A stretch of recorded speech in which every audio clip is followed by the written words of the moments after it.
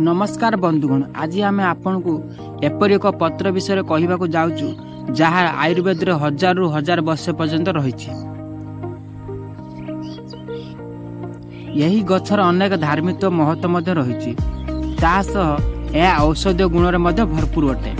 आपण अस्त गछ को तो निश्चय चिन्हि थे। यही गछ को पूजा करा जाए।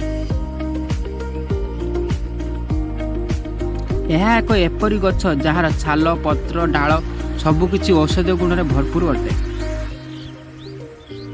जदि यही गछर गोटे पत्र को केही प्रत्येक दिन चोबाई खाई थाए तेबे सेही व्यक्ति बात रोग तथा आंठु गंठी जनित रोग मुक्ति पाई थाए। पित्त रोग मध्य शांत हो जिवो।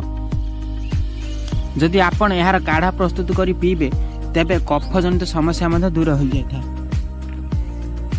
यह छड़ा यार सेवन द्वारा आपण अनेक प्रकार भयंकर रोग मध्य दूर करि पारिबे। तेबे डायबिटीज रोग होइतिबा बा हृदजनित रोग होइथना ना काहेकि यार केवल गोटे पत्र आपण को कोलेस्ट्रॉल को संपूर्ण रूप से शांत करि रखिथाय। थायराइड भली रोग मध्य समस्या यही अस्वस्थ पत्रर काढ़ा पीवा द्वारा समाधान होइथाय।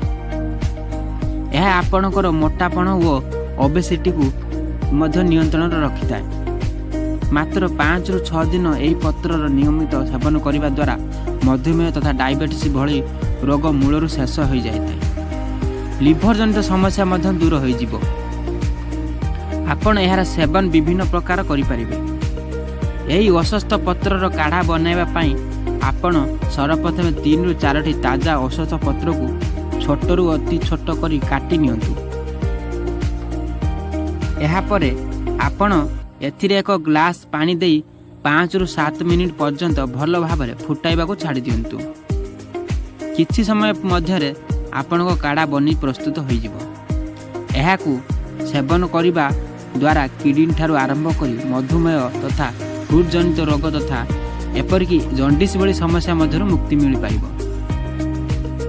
यार फायदा पाइबा पई आपण आजिठू गोटे पत्र दिन को थरे 4 रु 5 दिन पर्यंत चोबाई खाइबा आरंभ कर दियंतु। तेबे बंधुगण, आपण को आमर एई वीडियोटी भल लागि थाए तेबे वीडियोटी को लाइक शेयर करने को जमा भूलिबेनी और चैनल को सब्सक्राइब करनियंतु। धन्यवाद।